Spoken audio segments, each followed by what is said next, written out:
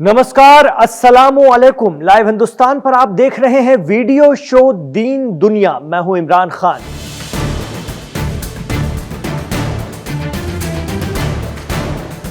ये बुजुर्ग, जवान और बच्चे भी सैकड़ों हजारों नहीं लाखों की तादाद में ये यमन है, अंसारुल्लाह का यमन, जहां लोग गजा वालों के लिए दिल दुखाते हैं, यकजहती दिखाते हैं, एकता का प्रदर्शन करते हैं और सिर्फ कहते नहीं बल्कि करके दिखाते हैं।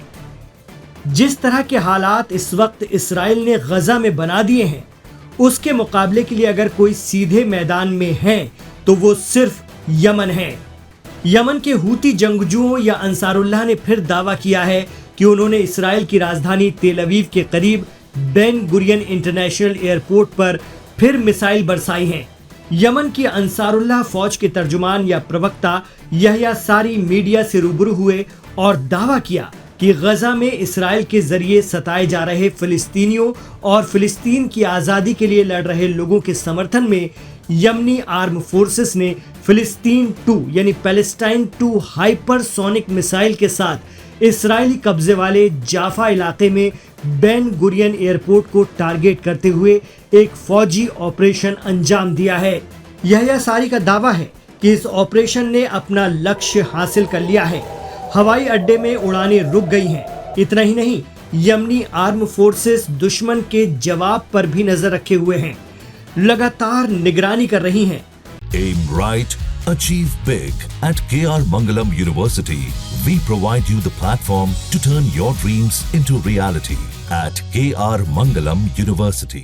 Houthi chief Abdul Malik al Houthi के बेहद करीबी यहया सारी का कहना है कि यमन के महान लोग और सशस्त्र बल इस वक्त जिंदगी और मौत के बीच झूल रहे लाखों फिलिस्तीनियों की हिमायत में डटे रहेंगे और हम तब तक इस्राइल से लड़ते रहेंगे जब तक वो गजा की घेराबंदी नहीं हटाता, भूखों के लिए खाना और जरूरी मदद नहीं आने देता। यहया सारी ने कहा कि अल्लाह हमारे लिए काफी है और हम उसी से मदद मांगते हैं। तो गजा में भूखमरी शुरू हो चुकी है। लोग दाने दाने को मोहताज हैं।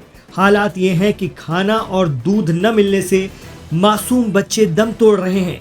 इस्राइल के जरिए पैदा किए गए इन हालात पर अरब देश भले ही खामोश हैं और चुपचाप सब देख रहे हैं, लेकिन यमन के अंसारुल्लाह का खून खौल रहा है। गजा के बिगड़ते हालात पर बिफरे Houthi सरबराह Abdul Malik al Houthi ने भी पिछले दिनों खित्ते के अमीर अरब मुल्कों को वार्निंग दी थी। साथ ही अरबों की चुप्पी पर लानत भेजते हुए कहा कि गजा में हर दिन बच्चे मर रहे हैं भूख से, प्यास से, लेकिन मुस्लिम उम्मा साइलेंट होकर सब कुछ देख रही है। हूती चीफ ने इस्राइल को भी खुली धमकी दी थी। उन्होंने कहा था कि यमन के अंसारुल्लाह ये सब चुपचाप नहीं देखते रहेंगे और मिडिल ईस्ट में हो रही इस ज्यादती का जवाब पूरी ताकत से देंगे। अब्दुल मलिक अल हूती ने गजा के हालात को बेहद खौफनाक बताया था। उनका कहना है कि बच्चों को भूख से मरते देखना पूरी इंसानियत के लिए शर्म की बात है। Houthi chief Abdul Malik al Houthi ने इल्जाम लगाया कि गजा में इस्राइल की आक्रामकता और जुल्म के खिलाफ बोलने में अरब और मुस्लिम देशों को लकवा मार जाता है। अब्दुल मलिक अल हूती ने धिक्कारते हुए अरब मुल्कों को कहा था कि ये कैसी मुस्लिम उम्मा है जो इंसानियत के खिलाफ किए जा रहे अपराध को चुपचाप देख रही है। दरअसल गजा में अमेरिका इस्राइल समर्थित भोजन वितरण केंद्रों पर खाने की आस में पहुंच रहे लोगों पर गोलीबारी की घटना से दुनिया स्तब्ध है। बावजूद इसके इलाके के अरब देश चुप्पी साधे हुए हैं। ईरान इस्राइल जंग भले ही रुक गई हो, लेकिन यमन के अंसारुल्लाह या हूती फाइटर इस्राइल को चैन नहीं लेने दे रहे हैं। लाल सागर पर हूतियों की ताकत दुनिया ने देखी है, जब अमेरिका को भी उनसे हाथ खड़े करने पड़े थे। आगे बढ़कर ब्रिटेन और अमेरिका को उनसे समझौता करना पड़ा था। ऐसे में इस्राइल भी हूतियों पर वार कर रहा है, लेकिन अंसारुल्लाह के साथ ये मामला उल्टा भी पड़ सकता है। हूती भी ईरान की तरह इस्राइल को इस्लाम का दुश्मन मानते हैं और इस वक्त गजा में इस्राइल की आक्रामकता के खिलाफ लगातार जूझ रहे हैं। उनका कहना है कि इस्राइल गजा में रुक जाए तो वो भी यमन से हमले बंद कर देंगे, वरना तेल अवीव न सेफ है और न ही रहेगा।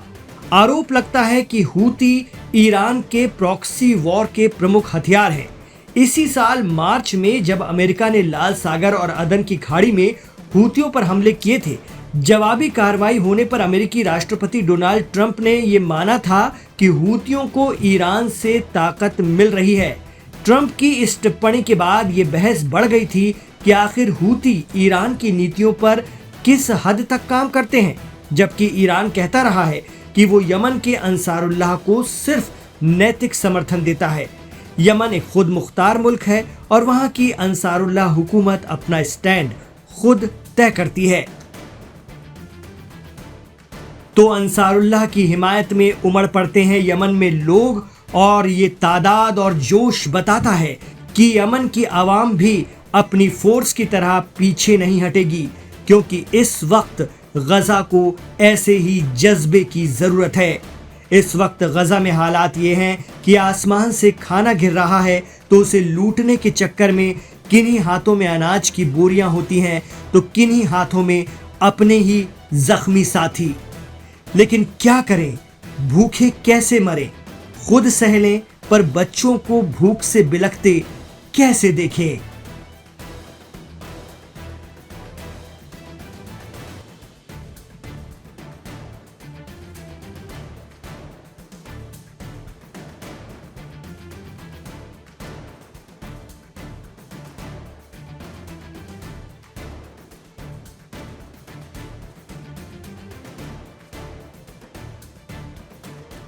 तो ये था लाइव हिंदुस्तान पर आज का दीन दुनिया। आपको कैसा लगा हमें कमेंट बॉक्स पर जरूर बताएं और इसके हवाले से आपके जो भी राय मशवरे और तासुरात हैं हमारे साथ शेयर जरूर कीजिए कमेंट बॉक्स पर। हमें अच्छा लगता है और आपके बारे में, आपके ख्यालात के बारे में समझने का मौका मिलता है। आप किसी भी तरह की अपनी बात रख सकते हैं, हमें खुशी होती है और हम उससे बहुत सी चीजें सीखने और समझने की कोशिश करते हैं। आपसे ये भी कहना चाहेंगे कि हमारे चैनल लाइव हिंदुस्तान को आप लाइक कीजिए और इसे सब्सक्राइब जरूर कीजिए। वीडियो को लाइक कीजिए, चैनल को सब्सक्राइब कीजिए, क्योंकि इसमें दिन भर इंटरनेशनल खबरों के साथ साथ देश की खबरें भी आपको विश्लेषण के साथ देखने के लिए मिलती हैं और एक तरह से आप हर खबर से बाखबर रह सकते हैं लाइव हिंदुस्तान के जरिए। और इंटरनेशनल खबरें तो आपको सटीक विश्लेषण के साथ, सटीक तज्जिया के साथ देखने के लिए मिल सकती हैं। ये खुद आप कमेंट बॉक्स पर हमें बताते रहे हैं। इमरान खान के साथ आप आखिर तक जुड़े रहे, इसके लिए आपका बहुत शुक्रिया। गुजारिश रहेगी हमारे इस वीडियो को आगे बढ़ाइए, व्हाट्सएप के जरिए खूब शेयर कीजिए। अपना ख्याल रखिए, अपनी दुआओं में हमें याद रखिए।